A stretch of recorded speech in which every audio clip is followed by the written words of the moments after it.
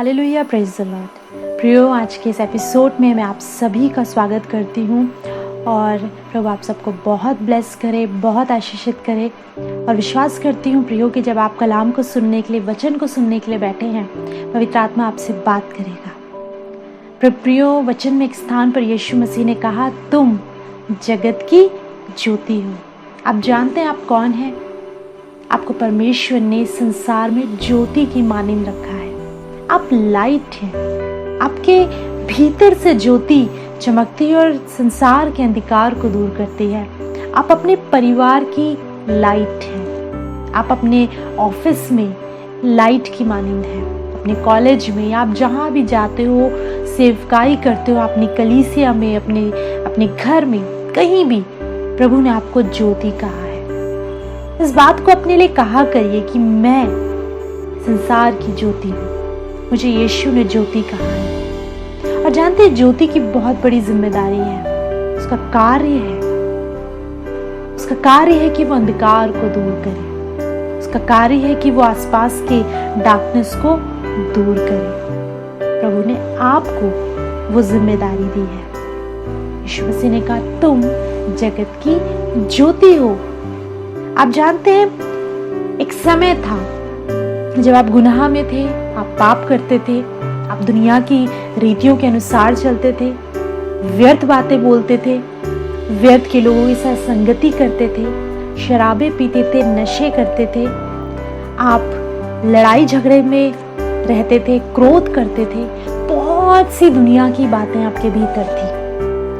पर एक दिन आया जब आपकी यीशु मसीह से मुलाकात हुई। एक समय आया जब आपने यीशु मसीह को जाना, उसको अपने जीवन में रिसीव करा और उस दिन आपकी लाइफ में एक चेंज आया। आपने कहा, नहीं प्रभु, मैं इन कामों को जो मैं अब तक करता आया था या करती आई थी अब नहीं करूँगी। मैं क्रोध नहीं करूँगी, मैं झूठ नहीं बोलूँगी, मैं पाप नहीं करूँगी, मैं व्यभिचार नहीं करूँगा, मैं नशे नहीं करूँगा। आपने खुदा से बहुत सी प्रॉमिसेस को करा। और जब आपकी मुलाकात यीशु मसीह से हुई थी, यीशु मसीह कौन है? ज्योति। आपकी मुलाकात ज्योति से हुई। आप अंधकार थे पर आपकी मुलाकात ज्योति से हुई। और जानते हैं क्या हुआ? वो ज्योति उस आपके भीतर आई और आपके भीतर के अंधकार को उसने दूर करा। आपके भीतर की डार्कनेस को उसने हटाया। वो पाप, वो गुनाह, वो पुराना स्वभाव, वो ईर्ष्या का, वो जलन का, वो जो भी आपका गंदा स्वभाव था, यानी वो अंधकार जो आपके भीतर था, जब उस लाइट से आपकी मुलाकात हुई, उसने आपके भीतर के उस स्वभाव को चेंज किया, आपके भीतर की डार्कनेस को रिमूव करा और वो ज्योति आपके हृदय में आई, आपको भीतर से प्रकाशित करा। इसके बाद जानते हैं ये ज्योति यहाँ रुकती नहीं है। यहाँ पर आप कार्य खत्म नहीं होता। वो धीरे धीरे आप उसके साथ संगति करते हैं, आप उसके साथ फेलोशिप करते हैं, आप प्रभु के कलाम को पढ़ने लगते हैं, आप वचन पढ़ने लगते हैं, आप दुआएं करने लगते हैं, आप प्रभु पे भरोसा करते हैं, विश्वास करते हैं, आप उसके पीछे चलते हैं। जानते हैं क्या होता है? धीरे धीरे ये लाइट आपके भीतर से आपको स्वयं एक ज्योति बना देती है। अब आप स्वयं एक ज्योति हो। इसलिए यीशु मसीह कहते हैं, तुम जगत की ज्योति हो। तुम ज्योति हो। एक समय था तुम्हारे भीतर अंधकार की बातें थी, पाप था, गुनाह था। तुम्हारी मुझसे मुलाकात हुई, मैंने तुम्हारे भीतर की डार्कनेस को दूर करा, तुम्हारे भीतर की उस अंधकार को दूर करा, मैंने तुम्हारे भीतर प्रवेश करा। और जानते हो, मैंने तुम्हें अब एक ज्योति बनाया है। मेरी बहन, प्रभु ने आपको आपके परिवार की ज्योति बनाया है। मेरे भाई, आपको खुदा ने ज्योति ठहराया है। बहुत बड़ा कार्य है आपका। लेकिन जानते हैं दुष्ट क्या चाहता है? आप हमेशा अंधकार के कामों में डूबे रहें। आपका पुराना स्वभाव आप पर हावी होता है। कई बार लोग प्रॉमिस करते हैं, खुदा आज के बाद मैं शराबें नहीं पीऊंगा, आज के बाद मैं क्रोध नहीं करूंगी, मैं लड़ाई झगड़ा नहीं करूंगी, मैं व्यर्थ बातें नहीं बोलूंगी। पर जानते हैं जब ऐसी परिस्थितियां आती हैं, व्यक्ति के अंदर वो पुराना स्वभाव जोर मारता है, वो उन चीज़ों की ओर जाता है। लेकिन जानते हैं प्रभु का कलाम कहता है, तुम जगत की ज्योति हो। अब ज्योति का अंधकार से कोई मेल नहीं है, कोई संबंध नहीं है ज्योति का। मेरे साथ आप पढ़ सकते इफिसियों की पत्री, उसका 5वां अध्याय।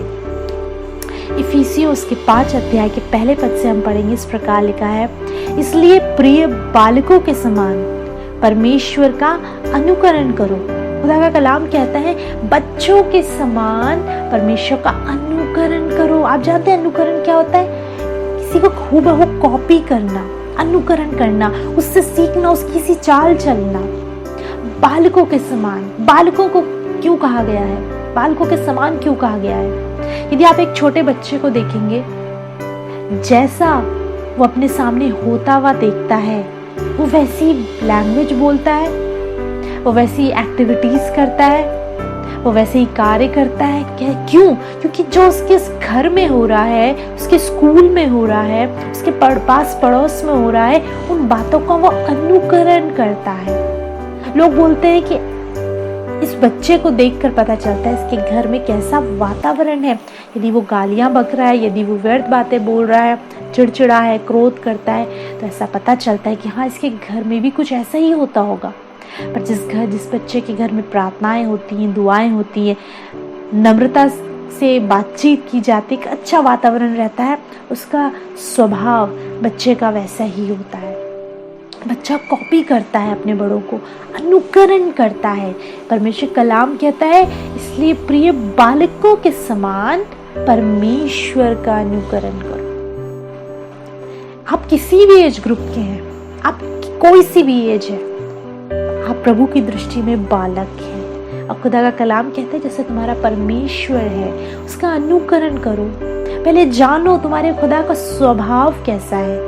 पहले जानो तुम्हारा परमेश्वर दयालु है, विलंब से क्रोध करने वाला है, करुणामय परमेश्वर है। पहले जानो उसका स्वभाव कैसा है, उसका कैरेक्टर कैसा है, उसे समझो। कैसे समझोगे? वचन से। कैसे समझोगे? जब तुम यीशु मसीह के बारे में सीखोगे, पढ़ोगे, देखोगे उसका स्वभाव कैसा था, देखोगे वो उसने जो वर्ष इस पृथ्वी पे बिताए वो कैसे रहता था। और जानते ना सिर्फ आप इस वचन से सीखोगे, पर जब आप दुआओं में बैठोगे, प्रार्थनाओं में बैठोगे, होली स्पिरिट आप पर यीशु को प्रकट करेंगे। होली स्पिरिट आपको सिखाएंगे कि यीशु कैसा है और आपकी सहायता करेंगे कि आप उसके जैसे बने। अनुकरण करो अपने परमेश्वर का। जैसे बालक अपने पिता का, अपनी माता का अनुकरण करता है, आप भी अपने स्वर्गीय पिता का अनुकरण करो, सीखो और वैसे ही बनो। वचन में लिखा है, दूसरा पद कहता है इफिसियों 5 का, और प्रेम में चलो जैसे मसीह ने भी तुमसे प्रेम किया और हमारे लिए अपने आप को सुखदायक सुगंध के लिए परमेश्वर के आगे भेंट करके बलिदान कर दिया। प्रेम में चलो। तुम्हारे भीतर प्रेम होना चाहिए। जैसे मैंने कहा, यीशु मसीह ने कहा तुम ज्योति हो, अब तुम अंधकार नहीं हो। पहले तुम्हारे भीतर प्रेम नहीं था, पहले तुम खुदा का अनुकरण नहीं करते थे, पहले वो स्वभाव तुम्हारे भीतर नहीं था, लेकिन अब होना चाहिए। और अभी भी नहीं है, इसका अर्थ अभी तुम डार्कनेस में जी रहे हो, तुम स्वयं से झूठ बोल रहे हो, तुम चर्चेस जा रहे हो, तुम प्रार्थनाएं कर रहे हो, उसके बावजूद तुम्हारे भीतर वो स्वभाव नहीं उत्पन्न हुआ है।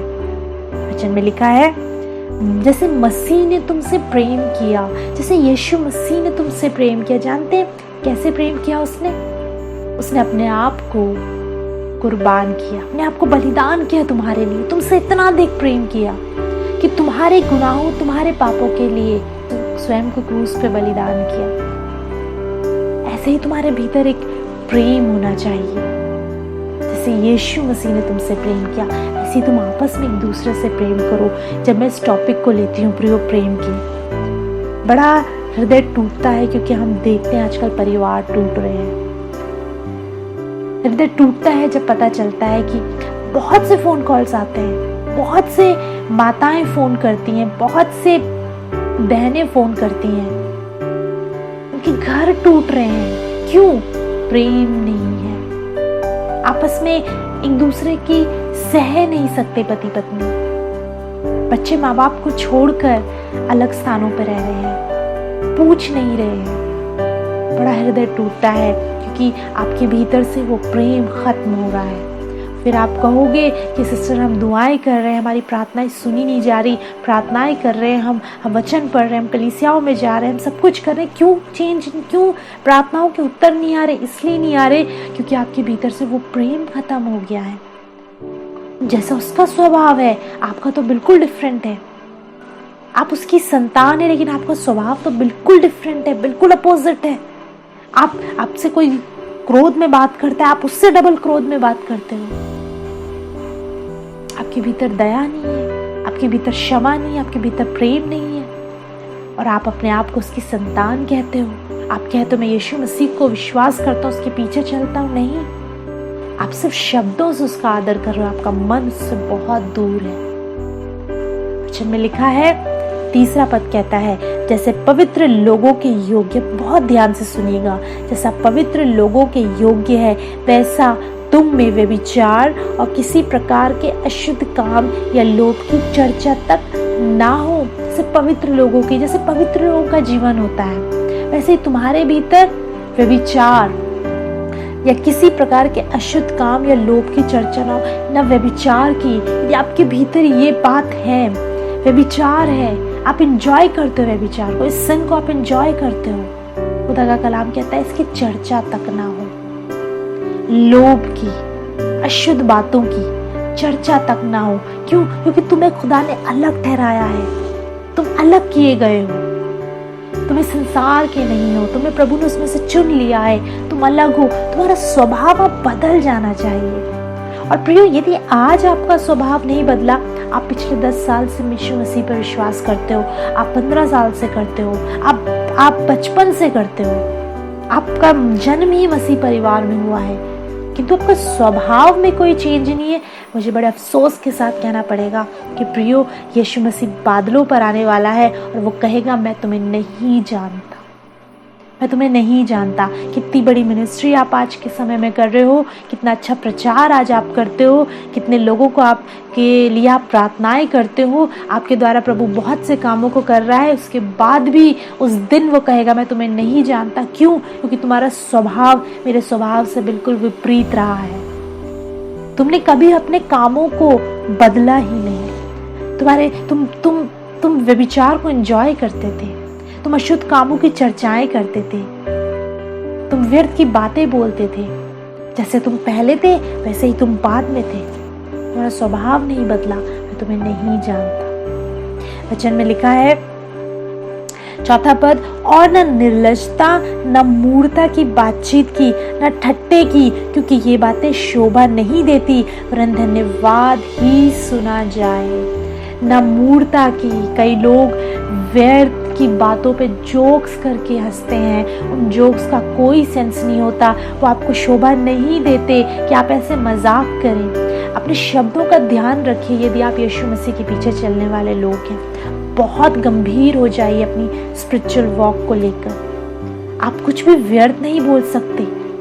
आप जानते हैं, एक व्यक्ति जो डिफेंस के लिए सेलेक्ट होता है, आर्मी के लिए या नेवी के लिए या एयरफोर्स के लिए, जो सेना में सेलेक्ट होता है, उसका एक स्ट्रिक्ट डिसिप्लिन होता है। उसे कुछ चीज़ों को खाना होता है, कुछ चीज़ों को नहीं खाना होता। एक स्ट्रिक्ट डाइट को वो फॉलो करता है। उसका उठने का एक समय होता है, उसका सोने का एक समय होता है। अब वो जो काम पहले कर सकता था अब वो नहीं कर सकता। उसके लिए कुछ नियम ठहराए गए, उन नियमों के अधीन उसे रहना पड़ेगा।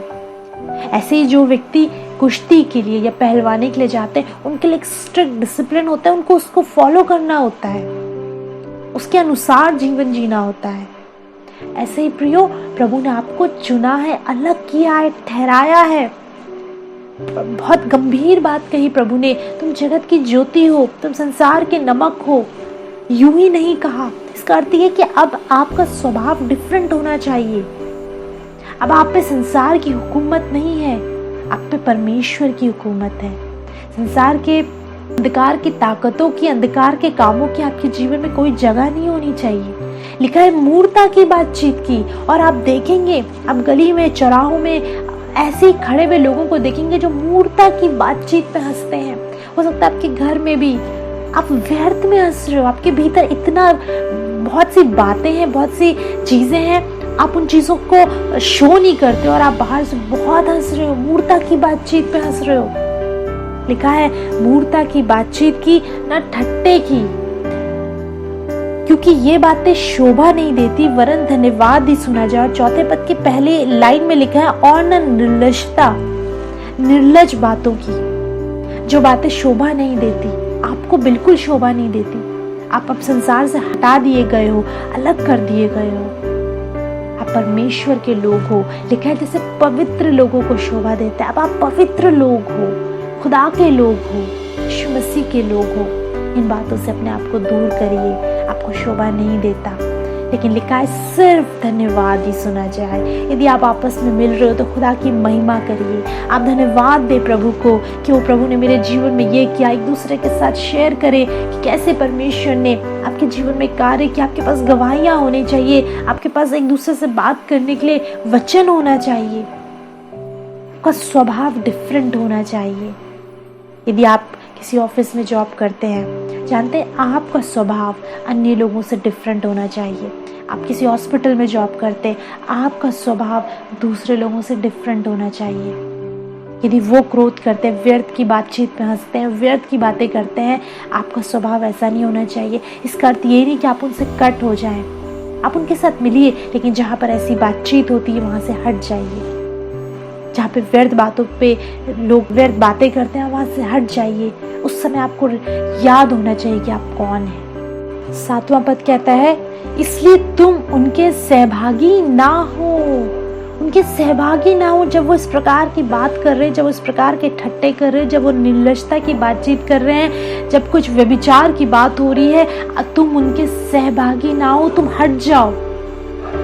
तुम पवित्र लोग हो, तुम खुदा के लोग हो। क्यों आप भूल जाते हैं ऐसे समयों में? सिर्फ संडे के दिन चर्च जाकर आप अपने आप को धर्मी दिखाओगे, आप आराधना करोगे, आप हाथ उठा उठा के हालेलुया कहोगे, आप एक दूसरे से प्रेज द लॉर्ड जय मसीह की कहोगे, एक दूसरे के से गले मिलोगे, बड़े अच्छा आप बन के दिखाओगे, और मंडे टू सैटरडे आप एक ऐसा जीवन जियोगे जो प्रभु को नहीं भाता।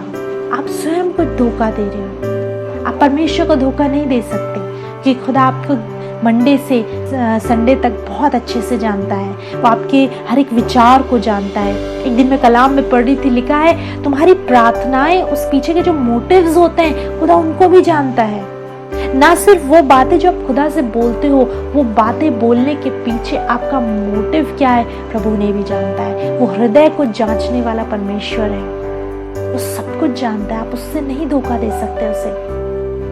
अपने आप को भी धोखा देना बंद करिए।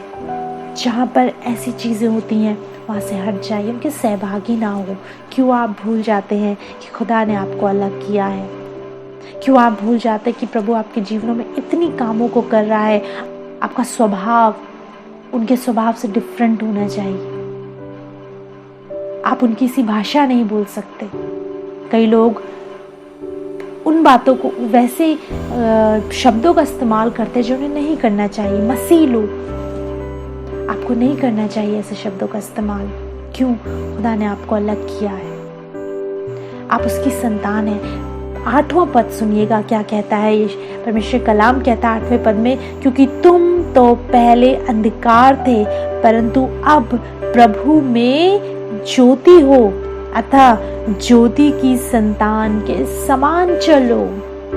तुम तो पहले अंधकार थे, तुम्हारे भीतर अंधकार नहीं था, तुम स्वयं में अंधकार थे, तुम एक डार्कनेस थे, तुम एक प्रिय, जैसे मैंने बताया ज्योति जब भीतर आती है वो अंधकार को दूर करती है, स्वयं में आपको एक ज्योति बना देती है। वैसे ही अंधकार का भी यही कार्य है। जब आप अंधकार आपके भीतर आता है तो पहले वो आपके भीतर पाप को उत्पन्न करता है, गुनाह पाप, फिर जानते हैं आपको स्वयं में एक अंधकार बना देता है। आप डार्कनेस में खो जाते हो, पाप में, गुनाह में आप खो जाते हो, आपको सही गलत नहीं पता होता। कितना भी आप कभी समझा के देखिए ऐसे लोगों को, वो नहीं सुनेंगे, उनकी समझ में नहीं आएगा।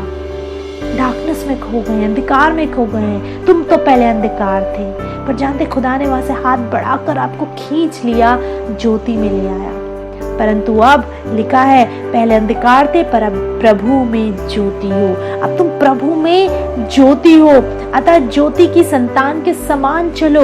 वो ज्योति है, तुम उसके समान चलो। तुम कहते हो कि तुम ज्योति की संतान हो, तुम कहते हो तुम प्रभु की संतान हो, लेकिन तुम्हारे कार्य बहुत डिफरेंट है। तुम उसके समान नहीं कार्य करते, तुम उसके समान नहीं बोलते, तुम्हारा जीवन उससे बिल्कुल विपरीत है। लिखा है तुम प्रभु में ज्योति हो, अतः ज्योति की संतान के समान चलो, क्योंकि ज्योति का फल सब प्रकार की भलाई और धार्मिकता और सत्य है। ज्योति का फल क्या है? सब प्रकार की धार्मिकता, भलाई और सत्य है। ये बातें तुम्हारे जीवन में होनी चाहिए। तो यदि आप कह रहे हो कि मैं ज्योति की संतान हूँ, जांचिए अपने आप को कि क्या आपके कार्य ज्योति की संतान के समान है। आप कोई क्रोध के बदले क्रोध करते हो, आपके अंदर क्षमा नहीं है, आपके अंदर दया नहीं है, आपके अंदर प्रेम नहीं है, आप व्यर्थ की बातचीत में शामिल होते हो, आप व्यर्थ से गालियां बकते हो, आप व्यर्थ की चीजें देखते हो। यदि पाप और गुनाह आपके जीवन में है, मैं आपको बताना चाहती हूँ, अपने आप को करेक्ट करने का आज दिन है। ज्योति की संतान हो, उसी के मानिंद चलो। और लिखा है 10वां पद कहता है, और ये परखो कि प्रभु को क्या भाता है। हालेलुया। ये सबसे खूबसूरत बात जो खुदा आज आपसे करना चाहता है, उसे परखो, उसे क्या भाता है, उसे क्या भाता है। आज खुदा ने मुझसे एक बात करी, जब मैं प्रार्थना कर रही थी, खुदा ने मुझसे कहा कि लोग सोचते हैं, मनुष्य सोचता है कि मैं उनके लिए हूँ, परमेश्वर मेरे लिए है। मनुष्य क्या सोचता है? परमेश्वर मेरे लिए। अभी कुछ समय पहले मेरे पास एक फोन कॉल आया, वो भाई बहुत परेशान थे। वो कह रहे थे, सिस्टर हम बहुत समय से प्रार्थनाएं कर रहे हैं, बहुत समय से दुआ कर रहे हैं, पर हमारी ये प्रॉब्लम सॉल्व नहीं हो रही, खुदा सुन नहीं रहा, और बहुत सी बातें। मैं बहुत कोशिश करी उन्हें समझाने की, पर वो लास्ट तक यही बोलते रहे, प्रभु क्यों नहीं सुन रहा। मैं बहुत समय से दुआ कर रही हूँ, बहुत समय से प्रार्थना कर रहा हूँ, प्रभु नहीं सुन रहा। जानते, कई बार मनुष्य को लगता है ओ जब मैं पुकारूं प्रभु सुन ले, फिर मैं अपने हिसाब से जीवन को जीऊंगा, मैं अपने हिसाब से जैसा मुझे भाएगा मैं करूंगा, फिर कोई प्रॉब्लम आएगी, फिर मैं पुकारूं और प्रभु मेरी सुन ले। मैं जब तकलीफ में हूँ, कमजोरियों में हूँ, मैं पुकारूं और प्रभु सुन ले। लोगों की सोच ऐसी है। उसके बाद मैं अपने दिन भर के कामों में बिजी रहूं, पूरे हफ्ते बिजी रहूं। आप जानते हैं आपकी लाइफ में, कई लोगों की लाइफ में यदि प्रॉब्लम्स ना आए तो वो प्रभु को पूछेंगे भी नहीं। मैं जानती हूँ ऐसे भी लोग हैं कि जब प्रॉब्लम्स आती है वो बैठते हैं, दुआ करते हैं, वचन पढ़ते हैं, गंभीर हो जाते हैं, दुआएं करवाते हैं, चर्चेस जाने लगते हैं, लेकिन वरना वो प्रभु को पूछेंगे भी नहीं। लोग सोचते हैं प्रभु मेरे लिए है। आज यीशु मसीह ने मुझसे कहा, मैं लोगों के लिए नहीं, तुम मेरे लिए हो, तुम मेरे लिए हो। आपको सृजा क्यों गया है? परमेश्वर के लिए। आप प्रभु के लिए हैं, आपका जीवन प्रभु के लिए है। वचन में लिखा है परखो, उसे क्या बात, उसके लिए जियो, परमेश्वर के लिए जियो। आपको इस संसार में वचन में लिखा है परदेसियों की मानिंद हो तुम इस संसार में। ये परमानेंट घर नहीं है तुम्हारा। 70 साल, 80 साल, 60, 70, 80 या ज्यादा से ज्यादा 100, आप इतने समय के लिए हैं इस संसार में। कुछ लोग तो उससे भी पहले उठा लिए जाते हैं, इससे ज्यादा नहीं। आप इतने समय के लिए हैं, परमानेंट नहीं हो आप यहाँ पे। कैसे आप सोचते हो कि मैं घर, संपत्ति और ये बहुत सी चीजें अचीव कर लूं, बैंक बैलेंस हो जाए, सब कुछ हो जाए। आप परमानेंट नहीं है, आप परदेसियों की मानिंद हो। इसके बाद आप जहाँ जाओगे, जहाँ यीशु मसीह है, वो अनंत जीवन है। वचन में लिखा है वहां तुम्हें अनंत जीवन मिलेगा। वो लाइफ कभी खत्म नहीं होगी, वो इटर्नल लाइफ है, वो जो आपको प्रभु के साथ रहना है। आप प्रभु के लिए हैं। प्रभु ने आपको अपने लिए सृजा है, अपनी महिमा के लिए सृजा है। आपको ज्योति बना कर रखा है पृथ्वी पर। संसार में ज्योति की मानिंद हो। अपने घर, अपनी जगहों में जहाँ आप जाते हैं, आप ज्योति की मानिंद हो। वो आपका जीवन धन्यवाद से भरा होना चाहिए। आपका जीवन स्तुति का जीवन होना चाहिए। आपका जीवन गवाहियों का जीवन होना चाहिए। आपका जीवन ऐसा होना चाहिए कि जिससे हर समय प्रभु को महिमा मिले। आपके शब्दों से, आपके कार्यों से, आपकी एक्टिविटीज से प्रभु को हर समय महिमा मिलनी चाहिए।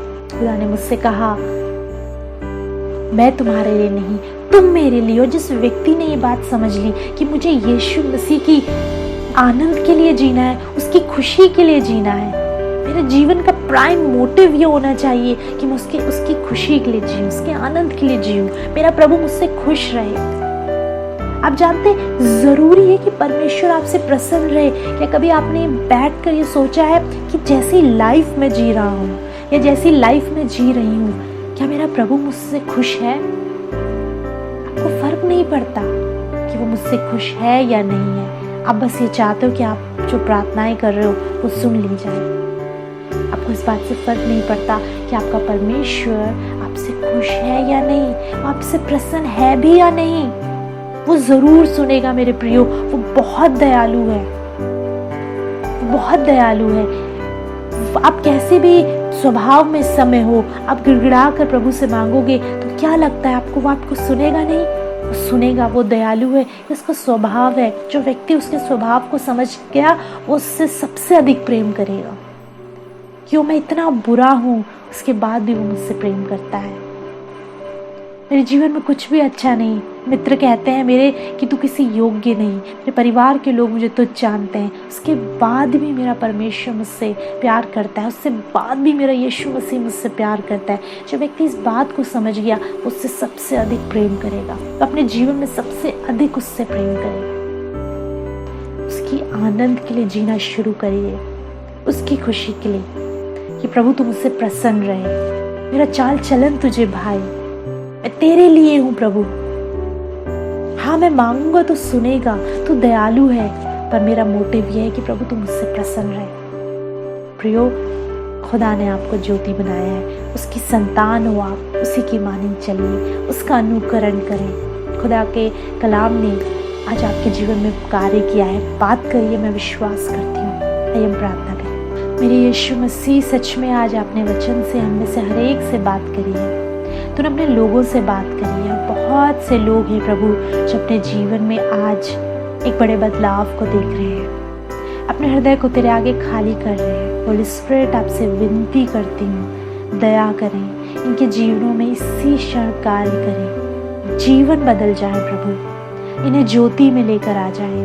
आपका वचन कहता है तुम तो पहले अंधकार थे पर अब प्रभु में ज्योति हो। प्रभु, ये लोग ज्योति हैं और विश्वास करती हूँ कि आज इन्होंने इस बात को जाना है। ये जहाँ भी रहते हैं प्रभु एक ज्योति की मानिंद रहे, इनका स्वभाव, इनका जीवन तुझे महिमा दे। इस बात को समझ सके कि प्रभु मैं तेरे लिए हूँ, तेरी महिमा के लिए। हाँ प्रभु, तो हर एक सुनने वाले को आशीषित कर, इनकी दुख, इनकी पीड़ाओं, इनके कष्टों से इन्हें आज़ाद कर। तेरा अनुग्रह इनके जीवन के लिए मांगती हूँ, यीशु के नाम में प्रार्थना मांगते हैं, आमीन। Praise the Lord, hallelujah. और मैं विश्वास करती हूँ प्रियो कि आज आपने बहुत आशीष पाई है वचन से, ऐसा मेरा विश्वास है। और यदि ऐसा है तो आप हमें कॉल कर सकते हैं। आप कॉन्टैक्ट डिटेल देख रहे हो कि अपने अनुभव को, अपनी टेस्टिमनी को, या आपका कोई प्रार्थना का निवेदन है, आप हमसे हमें बता सकते हैं। हमारे प्रेयर वॉरियर्स आपके लिए प्रार्थना करेंगे। प्रियो, यदि आप वचन को दोबारा सुनना चाहते हैं या और भी खुदा के बारे में, यीशु मसीह के बारे में जानना चाहते हैं, तो यूट्यूब पर जाइए, ट्रू शेपर्ड मिनिस्ट्रीज आप टाइप करिए, वचनों को सुनिए और विश्वास करती हूँ कि वहाँ से भी प्रभु आपसे बात करेंगे। अगले सप्ताह प्रियो इसी चैनल पर दोपहर 12 बजे आपसे दोबारा मुलाकात होगी। तब तक प्रभु यीशु मसीह में आप सभी को हमारा